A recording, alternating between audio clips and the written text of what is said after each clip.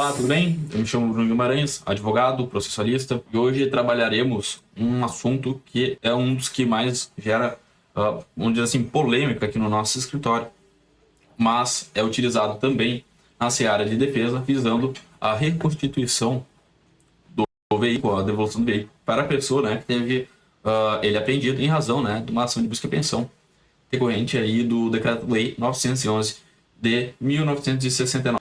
A lei o tema que a gente vai trabalhar, né, é o incidente de falsidade de assinatura. Esse incidente de falsidade, né, ou nulidade de notificação, nós utilizamos ele com uma certa frequência, haja vista, né, que realmente, de fato, algumas pessoas, né, não recebem essa notificação porque o banco sabe-se lá como, ou alguém sabe-se lá como, né, acaba por falsificar essa assinatura. Esse procedimento ele possui previsão no artigo 430 do Código de Processo Civil. Ele diz o seguinte, né? A falsidade deve ser suscitada na contestação, na réplica ou no prazo de 15 dias contado a partir da intimação da juntada de documento. Uma vez arguida a falsidade, resolver-se-á como questão incidental, ou seja, dentro do próprio processo, salvo se a parte requerer que o juiz decida como questão principal, né? Que pode ser o caso também. A parte arguida de falsidade dispõe dos motivos que fundam a sua pretensão e os meios de prova com que provará o alegado. Depois de ouvida a parte no outro prazo de 15 dias, será realizado o exame pericial. Pequeno parênteses aí, tá? Não tem a questão de... Não, enfim, isso aqui é uma mera questão técnica. A declaração sobre falsidade do documento, quando suscitado como questão principal, constará no dispositivo da sentença. Isso não interessa. O que interessa é esse aqui, ó, artigo 30, né, que é o prazo de 15 dias, e o artigo 431, né, dispõe dos motivos. A nossa questão é a questão de falsidade por falsificação grosseira. O que se discute é, às vezes, por exemplo, o seu nome é Maria José, né? Maria José, M de Maria, José de um J mesmo. Aí, sabe-se lá por qual motivo a pessoa escreveu Maria com acento no A e L no final, enfim, é uma questão, assim, grosseira, não... Ou Giovana, né, poderia ser com J ou com G, a pessoa vai lá, era para ser com J e escreve com G. Isso é uma questão de falsificação grosseira, ou quando, de fato, a própria rúbrica ela sofre a tentativa, né, de uma falsificação. Qual é a base da fundamentação aqui? Ora, se houve a falsidade de assinatura, por óbvio que não houve a constituição em mora. Mas a notificação foi enviada para o endereço, né?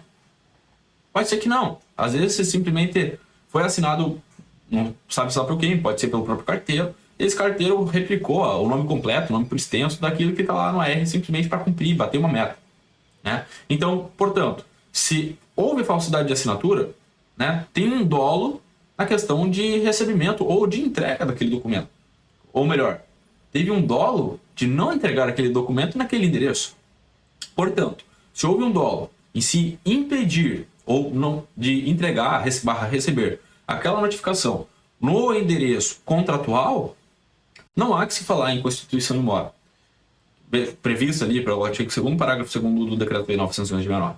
Portanto, se não há prova de que aquele AR, que aquela notificação, aquele protesto, ele foi enviado para o endereço do devedor fiduciário conforme está disposto no contrato, não há que se falar em constituição em mora. E para isso, né, a gente faz um pedido de arguição de falsidade incidental, de modo que no meio do processo o juiz fala, não, de fato foi falso, não foi falso. Se for falso, desconstituição em mora. Se for verdadeiro, aí, lamentações. O que acontece? Alguns juízes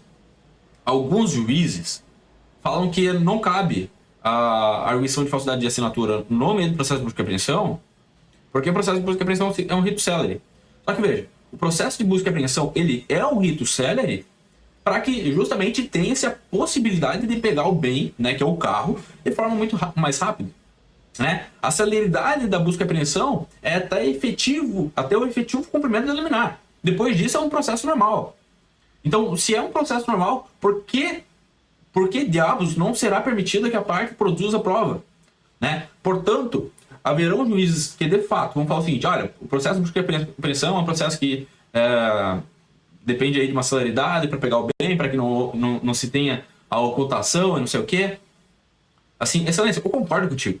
Mas qual prejuízo haverá à parte requerente, que é o banco, a instituição financeira, com a propositura, né, desse incidente de falsidade? Não haverá prejuízo para as partes. A bem da verdade busca-se a verdade real. Portanto, há de se preservar, né, pelo princípio da celeridade e cooperação das partes, para que se veja, não, de fato, a notificação não deveria, não é verdadeira, ou, enfim, tanto faz. Então, preparando você para uma eventual situação, Bruno, os juízes não acolhem o incidente de falsidade de assinatura. Recorre porque é o seguinte, o processo de busca e apreensão, ele é um rito mais célere? Ele é um rito mais célere. Todavia, ele é mais célere até o momento que é pego o veículo. Depois disso, né, o artigo 3º, parágrafo 3º do Decreto-Lei 969 diz: a parte requerida, o devedor fiduciário, apresentará a resposta. Ele não limita as respostas que poderão ser apresentadas. Na verdade, ele não limita, não indica, não especifica nada que será feito. Dirá simplesmente apresentar a resposta. Que tipo de resposta? Poxa, pode ser uma contestação, pode ser um incidente de falsidade de assinatura, pode ser simplesmente um agravo de instrumento. Né? Então, poxa, se chegar para você uma questão de incidente de falsidade de assinatura, utilize esse momento processual, que no meu ver é o adequado, para apresentar a resposta. A resposta, ela é prevista no artigo 3º, parágrafo 3º do Decreto-Lei 969. Então, o que eu recomendo você juntar aqui? Né?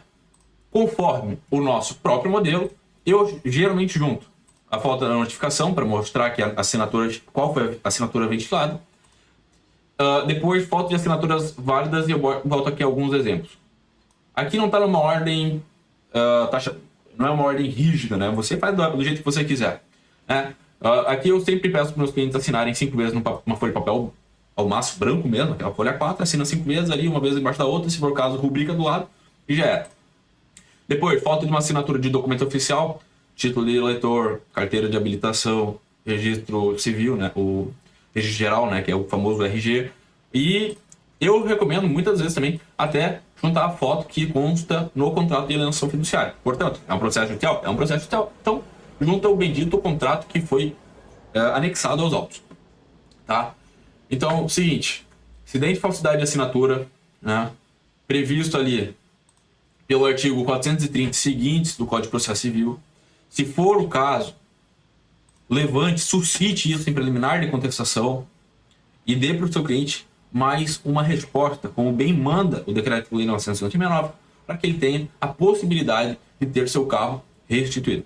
Tá bom? A gente fica por aqui, né? Espero, em que pese tenha ficado bem repetitivo, acredito que tenha sido necessário para a finalidade de o quê? Não foi possível, porque o juiz falou que o procedimento de busca e apreensão ele é mais célere. Sim, ele é mais célere, de fato. Até a bendita liminar. Cumprida a liminar, rito normal. Segue o baile, segue o jogo. Depois disso é processo civil, puro e simples. Né? O Decreto-Lei 969 não especifica as provas, não especifica os incidentes, não especifica os recursos que serão apresentados. Ele se limita a falar o quê? Resposta. Resposta pode ser qualquer coisa. Tá? Então a gente se vê num próximo vídeo. Vamos tratar aí sobre uma eventual outra preliminar, né? Sobre a possibilidade de juntar, por exemplo, um mandado cumprido em endereço diverso daquele que está, né? que está ventilado nos autos, e assim sucessivamente. A gente tem mais pelo menos 20, 21 teses para estar tratando aqui, né? nesse módulo, nesses vídeos. E pode ser que até o final da gravação desses vídeos a gente tenha inúmeras outras teses. Né? O direito ele é muito dinâmico. Não dá nem tempo de pensar numa tese, já foi criada outra. E isso é interessante para nós na busca, né, de fazer valer o direito do nosso cliente. Tá ok? A gente se vê numa próxima. Até a próxima.